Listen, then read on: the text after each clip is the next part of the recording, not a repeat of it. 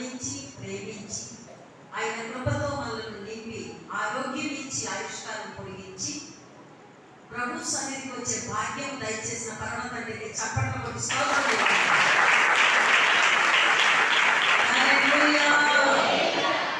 దేవుడు ఆశ్చర్యకరుడు, ఆయన మహాత్యము గల మహారాజు. ఆ గొప్ప దేవునికి ఎవరైతే హృదయపూర్వకముగా కృతజ్ఞత మనసుతో ఉంటారో వారికి దేవుడిచ్చే ఆశీర్వాదాలు లెక్క పెట్టలేనన్ని విధాలుగా మనకు ఉంటాయి. ఎవరైతే ఆయన మాట నమ్మి ఆయన చిత్తానికి అనుకూలంగా జీవించడానికి లేక ప్రవర్తించడానికి ఇష్టపడతారో వారికి దేవుడు మేలే చేస్తాడు కానీ కీడేమీ చేయడు. దేవుని వాక్యంలో మనం ముందుకి కొనసాగుతాం. దేవుడు మనల్ని ప్రేమించి ఈ ప్రభు వల్ల ఆరాధన కొరకు సిద్ధపరుస్తున్నాం. దేవుని వాక్యాన్ని మనం విందాం. మార్కు సువార్త పరిశుద్ధ గ్రంథం తెరిచి మీ ఒడిలో ఉంచండి. మార్కు సువార్త 10వ అధ్యాయము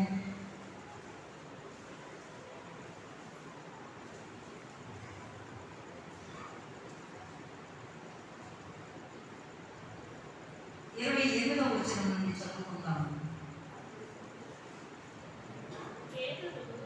ఇదిగో నేను సమస్తమును విడిచిపెట్టి నేను వెంబడించుదుమని ఆయనతో చెప్పసాగెను. అందుకు యేసు ఇట్లనెను, నా నిమిత్తము సువార్త నిమిత్తము ఇంటినైనను అన్నదమ్ములనైనను అక్క చెల్లెళ్ళనైనను తల్లిదండ్రులనైనను పిల్లలనైనను భూములనైనను విడిచినవాడు ఇప్పుడు యెహోవాయందు హింసలతో పాటు నూరంతలుగా ఇండ్లను అన్నదమ్ములను అక్క చెల్లెళ్ళను తల్లులను పిల్లలను భూములను రాబోవు లోకమందు నిత్యజీవమును పొందునని మీతో నిశ్చయంగా చెబుతున్నాను. మొదటి వారు అనేకులు, కడపటి వారు మొదటి వారు అనేను. ఈ మార్కు సువార్త 10వ అధ్యాయము 28వ వచనం నుండి 31వ వచనం వరకు ఇప్పుడు చదువుగా విన్నాము. యేసు ప్రభు వారి శిష్యులలో పేతురు నేను సమస్తము విడిచిపెట్టి నేను వెంబడించాము అని యేసు ప్రభు వారితో చెప్తున్నప్పుడు అందుకు ప్రభు చెప్తున్నారు, నా కోసం నా కొరకు సువార్త నిమిత్తం ఒకవేళ మీరు ఇల్లు విడిచిపెట్టారా, అన్నదమ్ముల్ని విడిచిపెట్టారా, అక్క చెల్లెళ్ళను విడిచిపెట్టారా, తల్లిదండ్రులను విడిచిపెట్టారా, పిల్లలను విడిచిపెట్టారా, భూములను విడిచిపెట్టారా, ఒకవేళ ఇవన్నీ మీరు విడిచిపెట్టినట్లయితే ఇప్పుడు హింస ఈ యెహోవాయందు హింసతో పాటు నూరంతలుగా ఇండ్లను ఇవన్నీ కూడా అక్క చెల్లెళ్ళు అన్నదమ్ములు తల్లులు పిల్లలు భూములు రాబో కాలమందు నిత్య జీవమును పొందును అని నీతో నిశ్చయముగా చెప్పుచున్నాను. ప్రభు చెప్పిన మాట ఏంటంటే ఆయన శిష్యులుగా ఉండే వారికి ఆయన ఇచ్చిన గొప్ప జ్ఞానము ఇవి కలిగి ఉండి వీటితోనే ఉండిపోయి దేవుని రాజ్య సువార్తను ప్రకటించకుండా అవి ఆటంకముగా చేసుకునే వారికి చెప్పే మాట ఏంటంటే సమస్తము విడిచిపెట్టాము, మేము నిన్ను వెంబడిస్తున్నాము అని పేతురు చెప్పినప్పుడు ఈ మాటకు ప్రభు చెప్తున్నారు. మరి నా కొరకు నా నిమిత్తము నా సువార్త నిమిత్తము మీరు ఏం విడిచిపెట్టారు? ఇల్లు విడిచిపెట్టారా, అన్నదమ్ములు విడిచిపెట్టారా, అక్క చెల్లెళ్ళను విడిచిపెట్టారా, తల్లిదండ్రులను విడిచిపెట్టారా, పిల్లలను విడిచిపెట్టారా, భూములను విడిచిపెట్టారా? ఎన్నున్నాయండి ఇక్కడ చెప్పండి. ఇల్లు, అన్నదమ్ములు, అక్క చెల్లెళ్ళు, తల్లిదండ్రులు, పిల్లలు, భూములు. ఎన్నయ్యే? 6.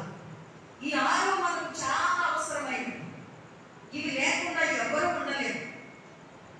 ఎవరికైనా సరే ఈ భూమి మీద అవసరమైనవి. ఇలాంటివన్నీ కూడా ప్రభు అంటున్నారు విడిచిపెట్టాలి నా నిమిత్తం, నా సువార్త నిమిత్తము అంటున్నారు. ఇది సాధ్యమా అండి? చెప్పండి, ఇది సాధ్యమా? ఇది జరిగే పనేనా? ఎవరైనా వదులుకుంటామా? తల్లిదండ్రులు వదిలేసుకుంటే కన్న తల్లిదండ్రులు వదిలేశారంటారు. పిల్లలు వదిలేస్తే కన్న బిడ్డల్ని వదిలేశారంటారు.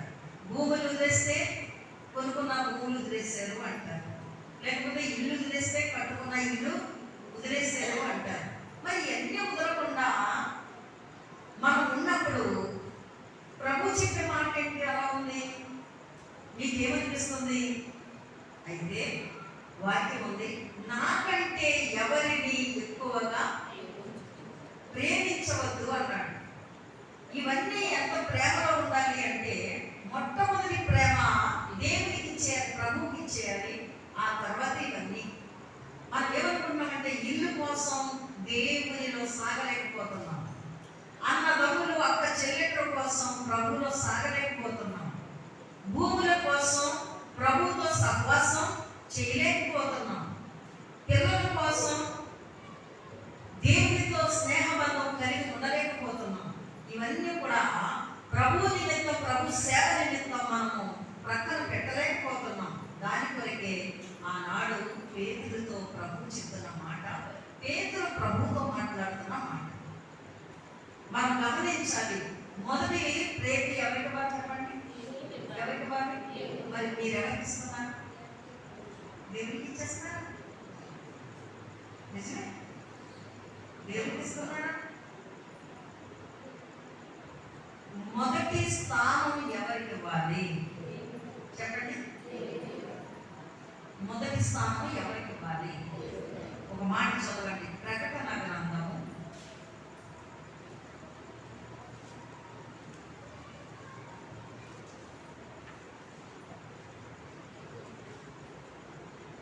2వ అధ్యాయం.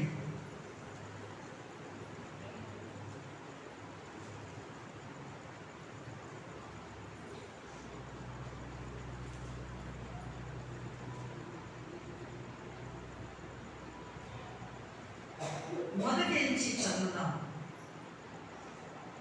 ఇప్పుడు ఒక చదివారు కదా, ఇంకొకరు ప్రారంభించండి. పురుషులైన స్త్రీలైన ప్రారంభించండి. ఎఫెసీలో ఉన్న సంఘపు దూతకు ఇలాగూ రాయము, 7 నక్షత్రములు తన కుడి చేత పట్టుకొని 7 దీపస్తంభముల మధ్య సంచరించువాడు చెప్పు సంగతులు ఏమనగా, నీ క్రియలను ఒకరే చెప్తే బాగుంటుంది. నీ కష్టమును మళ్ళీ నువ్వే నాకు ఇచ్చావా?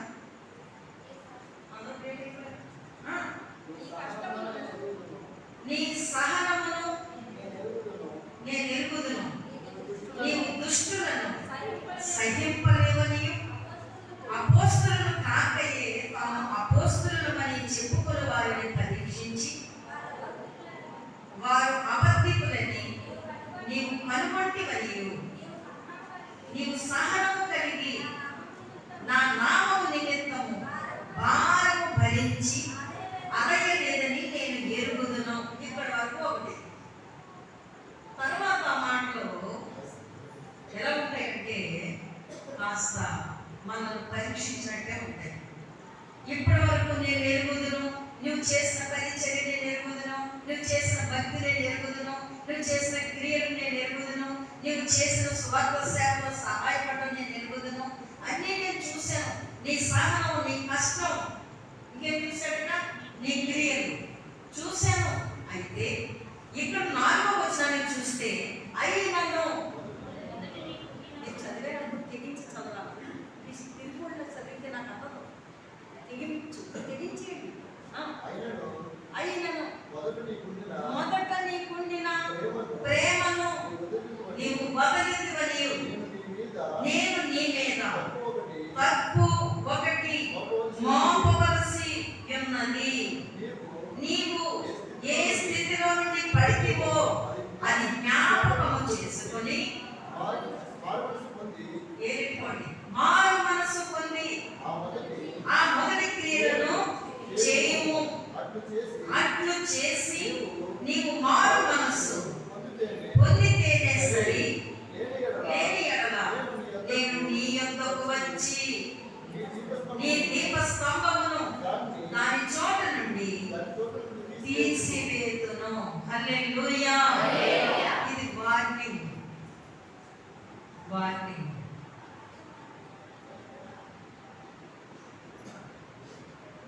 ఈ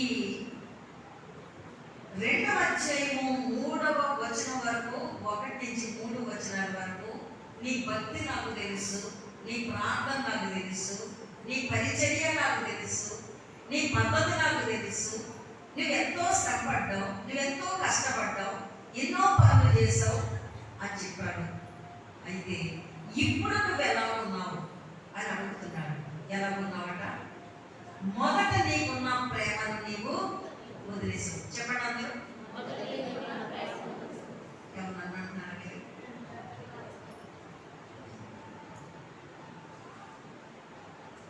ప్రభువు మీద నీకు ఎంత ప్రేమ ఉంది? అప్పుడు ఎంత ఉంది, ఇప్పుడు ఎంత ఉంది? ఒకసారి ఆలోచన చేయండి. అర్థమైందండి మాట? దేవుని మీద నీకు అప్పుడు ఎంత ఉంది ప్రేమ, ఇప్పుడు ఎంత ఉంది? అప్పుడు చాలా స్పీడ్గా ఉన్నావు,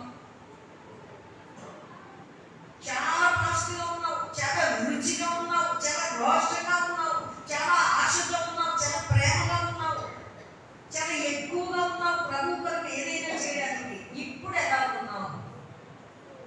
ఈ ప్రభు వలలో పాల్గొందే నీకు నాకు దేవుడిచ్చిన ఒక గొప్ప హెచ్చరిక ఏంటంటే, మొదట నీకున్న ప్రేమను నీవు వదిలితివి.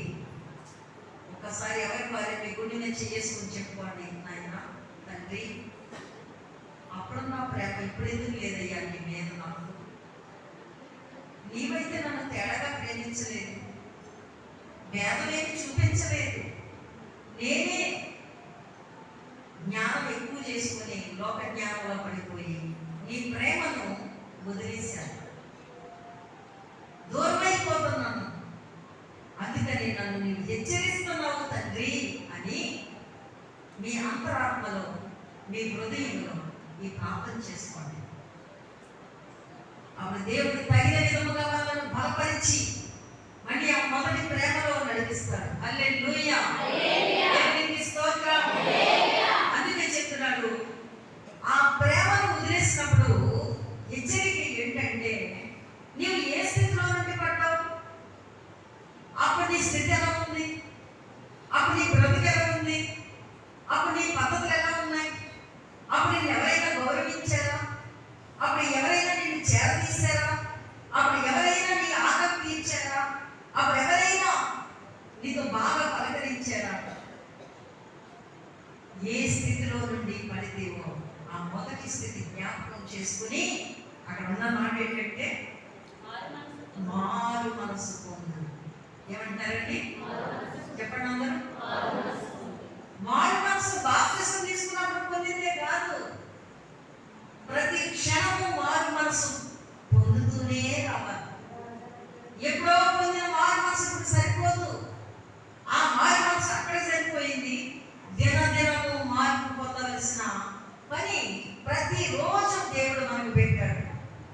ఈ దినదినము మార్పు పొందే అనుభవంలోనికి మనం రావాలి. ఎందుకంటే దినమంతా కాచి కాపాడుతున్న దేవుడు దినదినము మార్పు పొందమంటున్నాడు. దినదినము మారు మనసు కావాలి మనకు. ఇక్కడ వాక్యం ఏంటంటే, మీరు మారు మనసు పొందితేనే సరి అంటున్నాడు, మారు మనసు పొందితేనే మంచిది అంటున్నాడు. ఎందుకు ఆ మాట అలా చెప్తున్నాడు అంటే, ఏ స్థితిలో నుండి పడ్డామో, ఏ స్థితిలో నుండి ఈ స్థితికి దేవుడు మనలను తీసుకొచ్చాడు, మర్చిపోయి నా వారుగా ఉన్నాము. మర్చిపోకండి, అజ్ఞానంలో ఉండకండి. దేవుడు మనల్ని ప్రేమిస్తున్నాడంటే మనం గొప్పవారమని కాదు, బలవంతులమని కాదు, ధనవంతులమని కాదు, జ్ఞానవంతులమని కాదు. దేవుడు తన కృప చేత మనల్ని బలపరుస్తున్నాడు. ఆయన ఆలోచన ఎంత గొప్పది అంటే, దౌర్భాగ్యులము దిక్కుమాలిన వారు మనకు వాక్యం. అలాంటి వారమైన మనలను దేవుడు తన కృప చేత తన రెక్కల క్రిందికి చేర్చుకొని పరిశుద్ధపరచాలని ఆయన వాక్యముతో మనల్ని నింపుతున్నప్పుడు మనము మారు మనసు దినదినము పొందాలి. ఆ ప్రేమను వదిలిపెట్టావా, మళ్ళీ ఆ ప్రేమను తెచ్చుకోవాలి, ఆ ప్రేమను కలిగి ఉండాలి. ఆ ప్రేమను ఎవ్వరు ఆ ప్రేమలో నుండి తీసివేసి దూరం చేసి చేసేవారు ఎవరు లేరు, ఎవరు సరిపోరు. మనకి మనమే దూరంగా పోతున్నాం. మీరు గుర్తుపెట్టుకోండి, మొట్టమొదట ఆది కాలంలో ఆదాము దేవుని మాట విని దూరంగా పోయాడు. ఎందుకంటే తప్పు చేశాడు కాబట్టి, అపరాధం చేశాడు కాబట్టి, ఆజ్ఞను మీరాడు కాబట్టి షార్ట్ అయిపోతున్నాడు. మరి షార్ట్ అయిపోయినాడు, మళ్ళీ ఎదురుకుండా రావడం తప్పిందా? చెప్పండి. మనం ఎంత దూరం పోయినా సరే మరి ఆయన పాదాల చెంతకు రాకుండా ఉండడానికి మనకు తప్పదు. రావాలి, ఆయన దగ్గరికి రావాలి. రాకుండా ఉంటాను, నేను ఆయన వదిలేస్తాను, నాకు ఆయన వచ్చరాలేదు, లేకపోతే నాకు ప్రార్థన రావట్లేదు, నాకు దర్శనాలు రావట్లేదు, నేను ఆయనతో సాగలేను, నాకు కుదరదులే అనుకుని కానీ మీరు ఏమైనా వెనకతోటి చూస్తే, ఎవరైతే వెనక చూసారో వాళ్ళు మళ్ళీ ఆయన పాదాలు పట్టుకోవలసిన పరిస్థితికి దేవుడు తీసుకొస్తాడు. ఎందుకంటే దేవుడు ఎవ్వరిని ఆయన భేదం చూపించట్లేదు. ఏ భేదము లేదు. అందరూ పాపము చేసి దేవుడు అనుగ్రహించు మహిమను పొందలేకపోవచ్చున్నారని వాక్యం ఉంది కనుక మనము ఎవరమనో దూరస్తులమని విడిచిపెట్టలేదు. మునుపు మనం దూరస్తులమే, ఇప్పుడు దేవునికి మనం సమీపస్తులం. సమీపం అనగా దగ్గర వారం. మనం చూడండి, మన బంధువుల్లో, మన కుటుంబీకుల్లో, మన రక్త సంబంధుల్లో దూరం చుట్టాలు ఉంటారు, ఇంకెవరుంటారు? దగ్గర చుట్టాలు ఉంటారు. అప్పుడు ఏమంటాం మనం?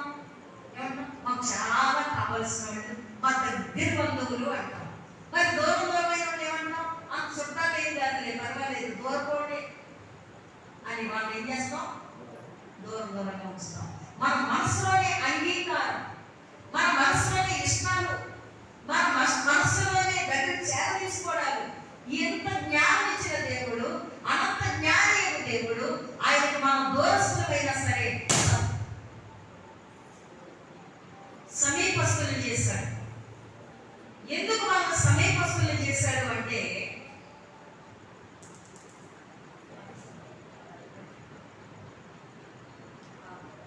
సమీపస్తులు ఎందుకు చేశాడు అంటే, మన పాపులము కనుక. మనం ఎవరు చెప్పండి? చెప్పండి. పుట్టుకతో పాపులము, దోషులము, దౌర్భాగ్యులము, ఏ దిక్కు లేని వారము.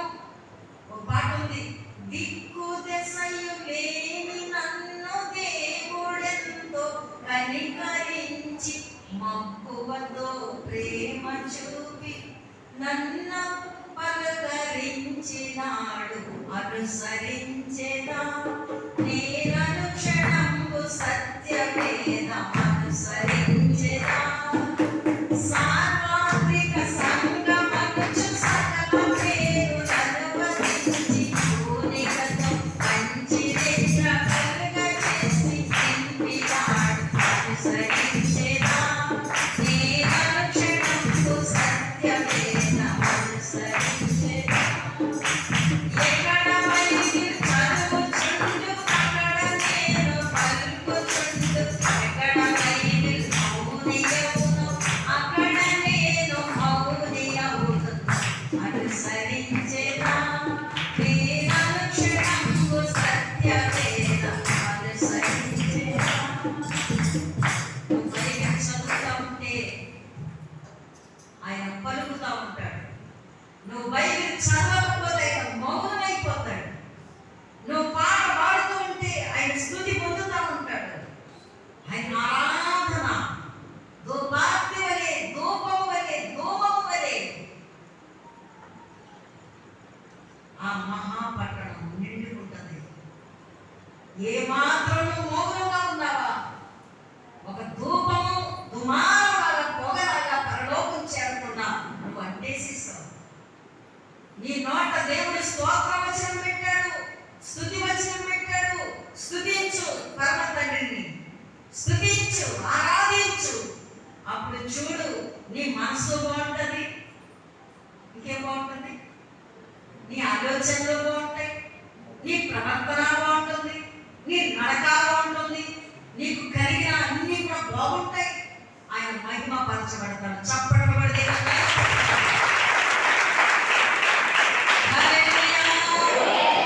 మొదట ఏం బాగోవాలి?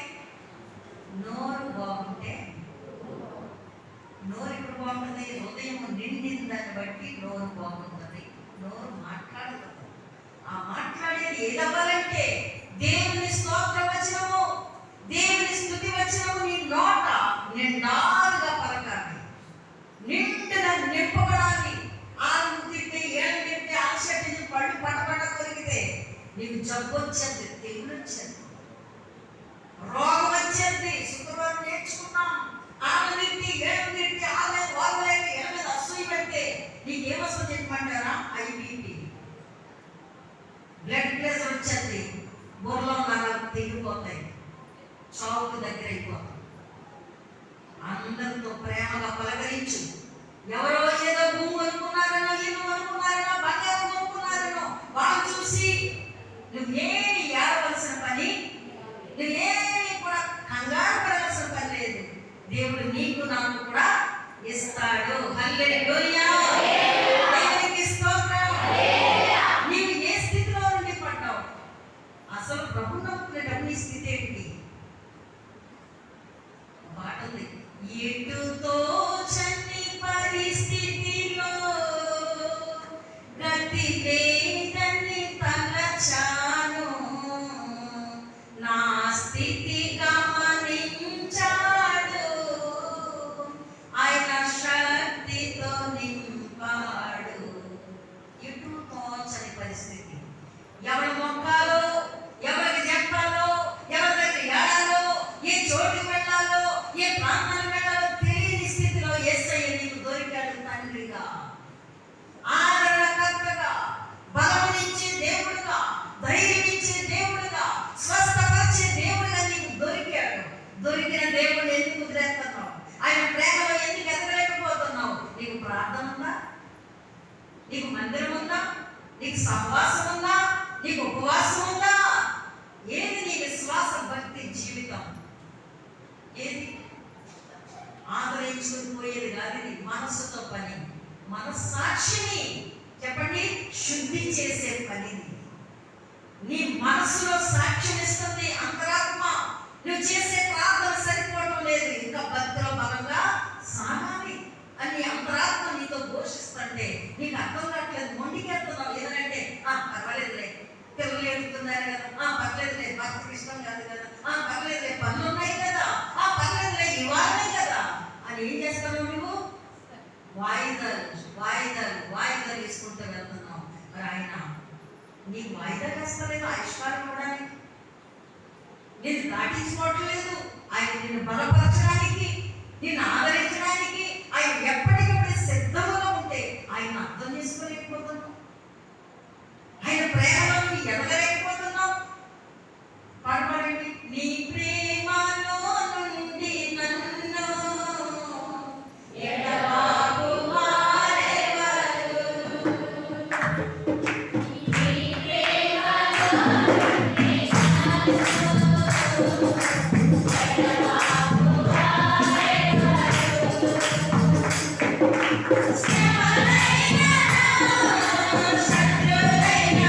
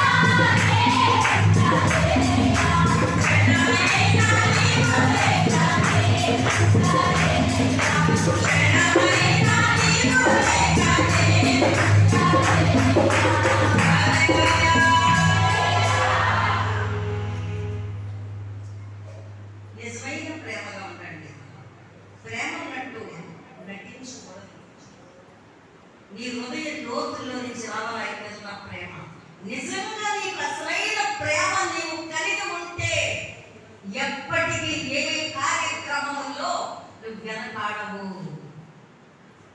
అది అసలైన ప్రేమ. నిజమైన ప్రేమ, ప్రేమతో ఉన్న స్నేహితుడు విడువక ప్రేమించును అన్నది వాక్యం. ఈ ప్రేమలో నటన అవసరం లేదు. ఎందుకో చెప్తాను. ఆయన మాట వినడానికి, ఆయన ప్రేమిస్తున్నావు కదా, అందుకని ఆయన మాట వినడానికి సుఖాన్ని కోరుకోవు.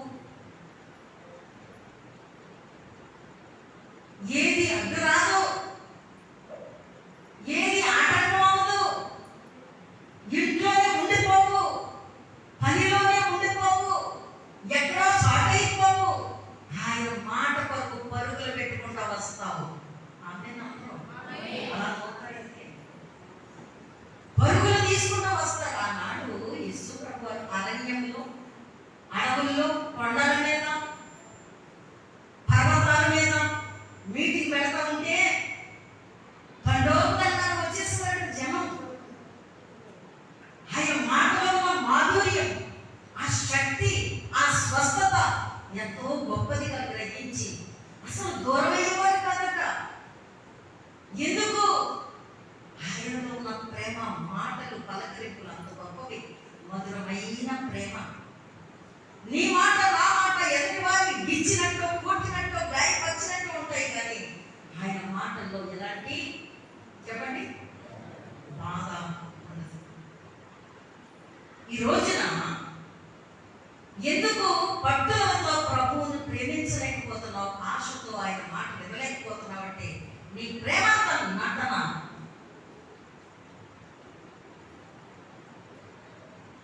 మా చిన్న వయసులో పాట పాడేవారు, నటనాయనో నా బ్రతుకు, ఎటులుండునో నా అంతం.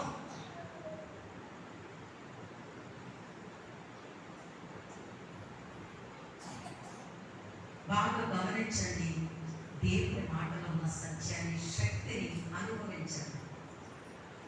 ఎన్నో ఎదురు వస్తాయి మనకి, ఎన్నో ఆటంకాలు వస్తాయి, ఎన్నో అడ్లు వస్తాయి, కానీ ఆయన ప్రేమను విడిచిపెట్టకూడదు. మొదట నీకున్న ప్రేమను వదిలేసామంటున్నాడు. దేవాది దేవుడికి తెలుసు ఎంత ప్రేమిస్తున్నాము. చూడండి, ప్రేమించిన యవనస్తులు ఒకనొకరు ప్రేమించినప్పుడు నాకు అన్ని నువ్వే అంటారు, నా ప్రాణం అంటారు. ఇప్పుడు మొదట్లో ఇద్దరు కలిసి ఎక్కడికైనా పోవడానికి రెడీగా ఉన్నాడు ఆయన. ఇంకా ప్రేమకి ఏం అడ్డు ఉండదు. రాను రాను ఆ ప్రేమే ఒక వేళ స్థిరమైతే కాలం గడిచే కొలది ఇక్కడ చూడగానే అగ్నిపుల్లాగా అయిపోతుంది. ఆ ప్రేమతో ఏమైపోయింది? అందుకే ఈ లోక ప్రేమ అస్థిరమైనది. చెప్పండి, స్థిరమైనది కాదు. అస్థిరమైన ప్రేమ అస్థిరమైన లోకములో ఉంది. స్థిరమైన ప్రేమ స్థిరమైన లోకములో ఉంది. అదే క్రీస్తు ప్రభువులో ఉంది. హల్లెలూయా. ఒక్కసారి ఆలోచన చేయండి. మీరు కూడా మీ అన్నదమ్ములతో, మీ అక్క చెల్లెళ్ళతో, మీ తల్లిదండ్రులతో ఉన్న ప్రేమ ఒక్కొక్కసారి డబ్బుల దగ్గర, మాటల దగ్గర, పనుల దగ్గర తేడా వచ్చినప్పుడు ఆ బతకూడదు, చచ్చిపోవాలని కోరుకుంటాం. ఆ మొక్క నాకు కనబడకూడదని కోరుకుంటాం. అంత కఠినమైపోతుంది మన మనసు. ఎందుకంటే అక్కడ ప్రేమ ఏమైంది? చల్లా చెదరైపోయింది. యేసయ్య ప్రేమ అలాంటిది కాదు. నిన్న, నేడు, నిరంతరము ఏకరీతిగా ఉంది. చప్పటబడి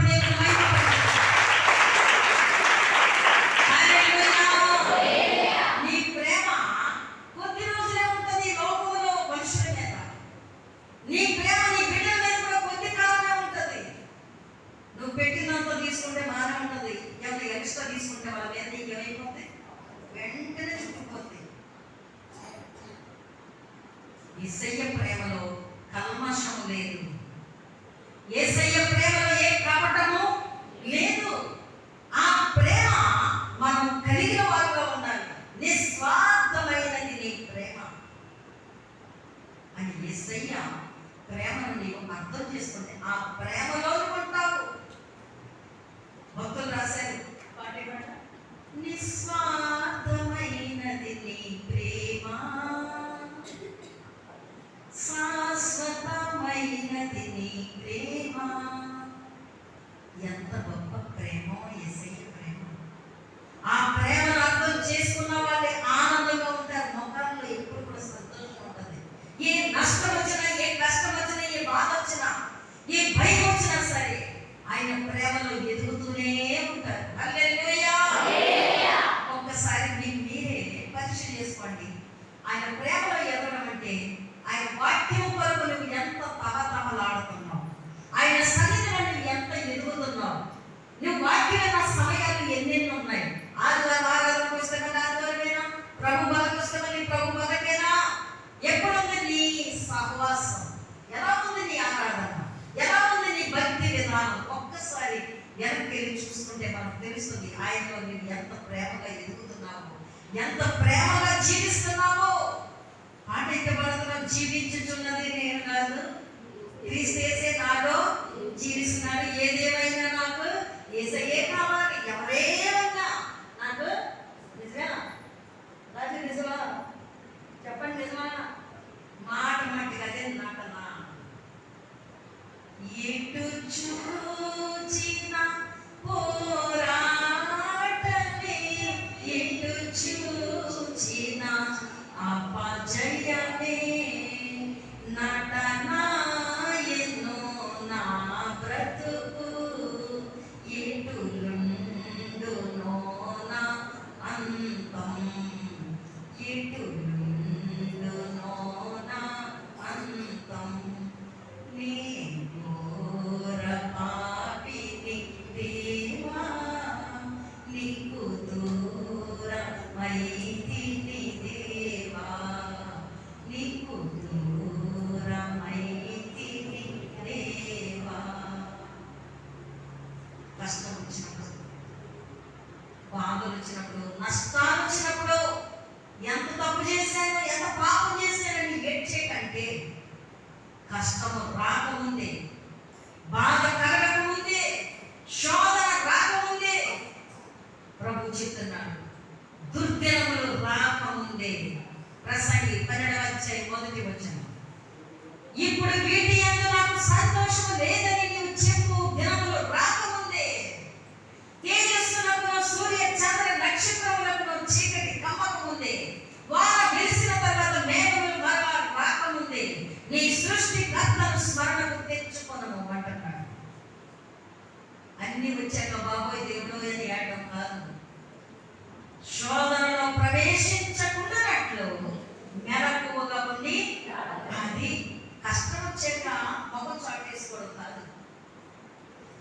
కష్టం వస్తే నేను తట్టుకోగలనా, నేను భరించగలనా, నేను సహించగలనా అనే భయంతో ప్రభువును వెంబడించాలి. హల్లెలూయా. దేవునికి స్తోత్రం. చూడండి, చివరి మాటకు వెళ్ళిపోతున్నాం మనము. హెబ్రీ పత్రికలో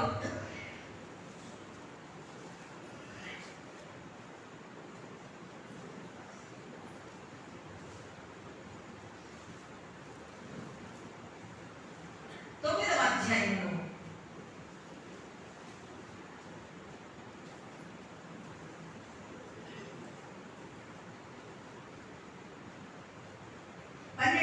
నుండి చదువుకుందాం.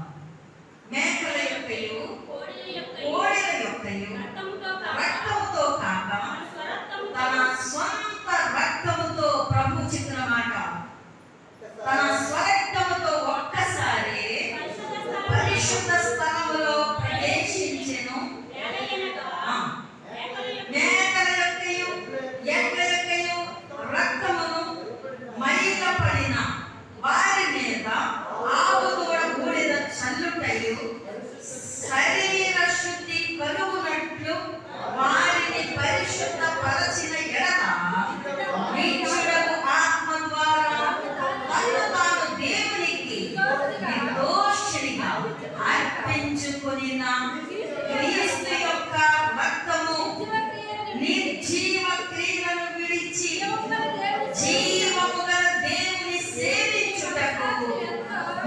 మన సాక్షిని ఎంతో ఎక్కువగా శుద్ధి చేయును. హల్లెలూయా. మన మనస్సాక్షిని ఎంతో ఎక్కువగా శుద్ధి చేసేది యేసు రక్తము. నిర్జీవ క్రియలను విడిచిపెట్టాలి, జీవము గల దేవుని సేవించాలి. నిర్జీవ క్రియలంటే దేవుడు ఏది వద్దన్నాడో అది విడిచిపెట్టడం, అవి విడిచిపెట్టడం. జీవము గల దేవుని సేవించడానికి నీ కుటుంబానికి ఏది ఆశీర్వాదమో, నీకు ఏది క్షేమమో దాన్ని వెంబడించాలి. మేకల రక్తము కానీ కోడెల రక్తము వల్ల కానీ మన పాపములకు విమోచనము కలుగదు, ప్రాయశ్చిత్తము లేదు. మైల పడిన వారికి ఆవు కూడా బూడిద చల్లడం, అందువల్ల కూడా ఉపయోగం లేదు. కొంతమంది వీటిని వెంబడిస్తున్నారు. ఇలాంటివి నీలో ఉంటే యేసు రక్తముతో నీవు కడపడలేదా? ఇలాంటి ఆచారాలు ఉంటే యేసు రక్తము ద్వారా పరిశుద్ధత కలిగి జీవించలేదా? పరిశుద్ధపరచబడాలంటే మాటతో అయ్యేది కాదు. దేవుని వాక్యమును వినాలి, అంగీకరించాలి, నమ్మాలి. దానిలో ఉన్న శక్తిని నీవు పొందుకోవాలి. దేవుని శక్తి ఎంత గొప్పది అంటే నిర్జీవ క్రియలను విడిచిపెట్టించేది. జీవము గల దేవుని సేవించు లాగున మన హృదయములు మార్చబడాలి. చూడండి వాక్యము, నిర్జీవ క్రియలను విడిచి జీవము గల దేవుడు. మన దేవుడు ఎవరు చెప్పండి? జీవము గల దేవుడు. హల్లెలూయా. దేవునికి స్తోత్రం. మన దేవుడు ఎవరు? మాట్లాడితే మనసు తేలికవుతుంది, మౌనంగా ఉంటే మూట కట్టండి, పాపం పట్టుకెళ్తాం. మళ్ళీ కూడా వినండి వినండి. మనసులో ఉన్న భారం తేలికవ్వాలంటే వాక్యము నీ నోట, వాక్యము నీ హృదయములో, వాక్యము నీ యొద్ద ఉన్నప్పుడే నీ మనసులో నీ హృదయంలో ఉన్న భారం తేలికవుతుంది. హల్లెలూయా. తీయటపై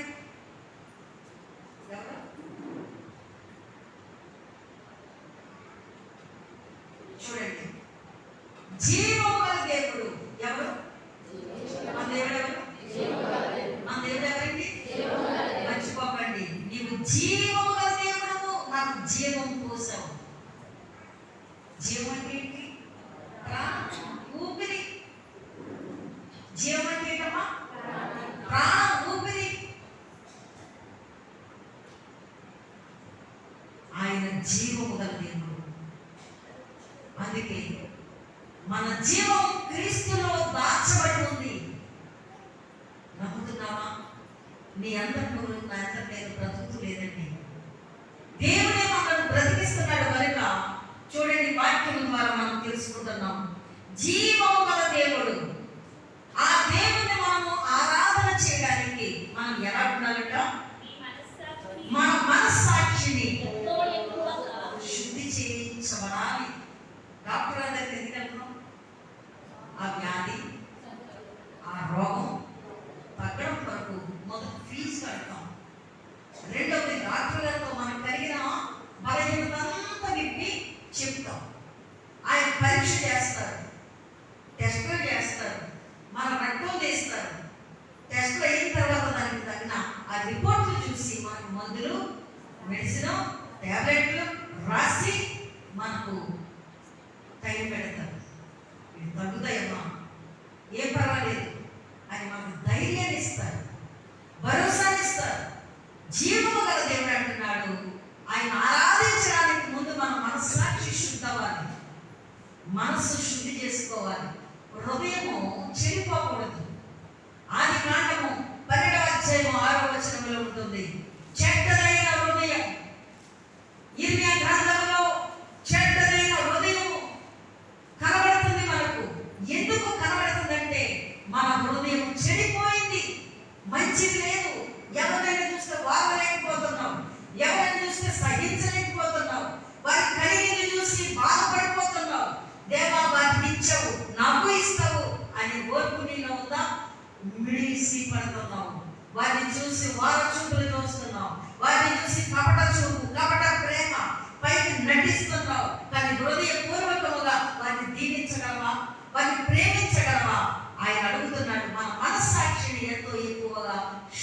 చేయాలని కోరుకుంటున్నాడు. ఆదికాండం 12వ చదవండి. అప్పుడు అబ్రాము షెకెము అంటారు.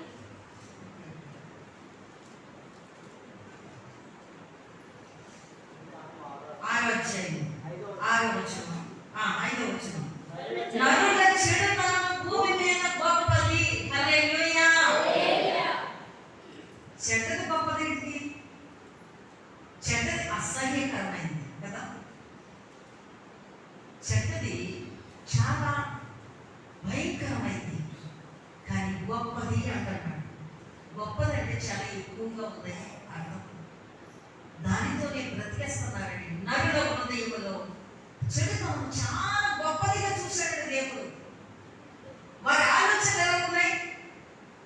గొప్పదని వారి హృదయము యొక్క తలంపులు ఊహ అంతయు కేవలము చెడ్డది అని యెహోవా చూశాడు. నిన్ను నన్ను చూస్తున్నాడు. మన మనసాక్షిని శుద్ధి చేయాలనుకుంటున్నాడు. మనలో కలిగిన అహంభావం, అవివేకం, డాంబికత్వం, భక్తిహీనత ఇదంతా కూడా చూస్తున్నాడు దేవుడు. చూసి దాని నుండి విడిపించాలనుకుంటున్నాడు. మన హృదయం యొక్క తలంపులన్నీ చెడ్డవిగా చూశాడు. వాటి నుండి విడిపించాలనుకుని వాటిని విడిచిపెట్టి జీవముగా దేవుని సేవించమంటున్నాడు. అప్పుడే మన జీవితం బాగుంటుంది, మన విశ్వాసం బాగుంటుంది, మన భక్తి బాగుంటుంది, మన సాక్ష్యం బాగుంటుంది. అప్పుడు ప్రభు కొరకు నీవు ఏదైనా చేయగలవు. ఎంత పరిశుద్ధతగా జీవించగలవో ఆయన చెప్తున్నాడు. నీ పరిశుద్ధత, నీ సన్మార్గము, నీ దృష్టి, నీ ప్రవర్తన ఆయనకు ప్రీతికరంగా మార్చుకోవాలి. ఆయన చిత్తానుసారముగా మార్చుకోవాలి. అందుకే దేవా నీ చిత్తానుసారముగా ప్రవర్తించుడు నాకు నేర్పించు అంటాడు భక్తుడైన దావీదు. దేవుని చిత్తం ఏమై ఉందో ఆయన చిత్తానుసారంగా బ్రతకడం, ప్రవర్తించడం మనం నేర్చుకోవడం ఇష్టపడాలి. ఎందుకో మన మనసు అంగీకరించదు. అన్ని కూడా వాటమే, వ్యతిరేకమే, అన్ని కూడా ఆపోజిట్ గా ఉంటాం. మనం ఎందులోనూ కూడా ప్రభు మార్గంలో నమ్మకంగా జీవించడానికి ఇష్టపడం. ఈ లోకంలో మనుషులతోనే నమ్మకంగా, ఇష్టంగా, ప్రేమగా లేనప్పుడు పరమ తండ్రి మనల్ని పుట్టించిన దేవునితో మనం ఎలా ఉండగలం? అందుకే మొదట ఇల్లు, కుటుంబం కలిగిన వారు, ఆ తర్వాత పరమ తండ్రి చూస్తాడు. చూసి నిన్ను వాడుకోవాలనుకుంటాడు, నిన్ను ప్రేమిస్తున్నాడు. నీకు కలిగిన ఇబ్బందులు, నీకు కలిగిన కలవరము, నీకు కలిగిన శోధనను విడిపించి నిన్ను ఆయనతో కూర్చోబెట్టాలనుకుంటున్నాడు. ఆయనతో నిన్ను నిలవబెట్టాలనుకుంటున్నాడు. ఆయన సాక్షిగా నిన్ను వాడుకోవాలనుకుంటున్నాడు. నీ మనసు మారిందా? చూడండి, చూస్తే ఎలా పోతుందో. ఆలోచనలు వెళ్ళిపోతున్నాయి. చూడండి, మనసులో వాక్యం లేదు, వాక్యం వెళ్ళదు. ఎందుకు? అడ్డుకుంటుంది అహంభావం, అహంకారం అడ్డుకుంటుంది. దైవ సన్నిధానంలో తగ్గించుకుని దేవుని మాట వినే దీన మనస్సు లేదు మనకు. దేవుని మార్గంలో ఎవరు ఉండగలరు? ఎవరైనా సేవించగలంటే మన సాక్షిని శుద్ధి చేయగలిగిన దేవుని వైపు ఎవరైతే తిరుగుతారో వారే పొందుకుంటారు ఆ అనుభవం, ఆ ఆనందం. కనుక మంచి మార్గంలోకి రావాలి, మంచి ఆలోచనలోకి రావాలి. చెడు హృదయము, చెడు తలంపులు, చెడు ఊహలు పెట్టుకోకండి. మొదట నాకున్న ప్రేమను నేను వదిలేసానా? దేవుడు నన్ను హెచ్చరిస్తున్నాడని జాగ్రత్త పడండి. ప్రభువులో నమ్మకమైన సాక్షులు ఉండడానికి ఇష్టపడండి. నేడో రేపో ప్రభు రాబోతున్నాడు. ఆయన వచ్చే సమయానికి నువ్వు నమ్మకంగా లేకపోతే అక్రమము చేయవారా నా యొద్ద నుండి తొలగిపోండి, మీకు ప్రభు రాజ్యం లేదు అంటాడు. కనుక మంచి మార్గం ఏదో తెలుసుకోండి, మంచి ఆలోచన ఏదో తెలుసుకోండి, దేవునితో సహవాసం ఏంటో తెలుసుకోండి, ఆయన సేవించడం ఎలాగో తెలుసుకోండి. ఆయన జీవము గల దేవుడు, మన మనస్సాక్షిని శుద్ధి చేసే దేవుడు. ఆ గొప్ప దేవునికి మన హృదయాన్ని సమర్పించుకుందాం. అట్టి కృప దేవుడు మనకు దయచేయను గాక.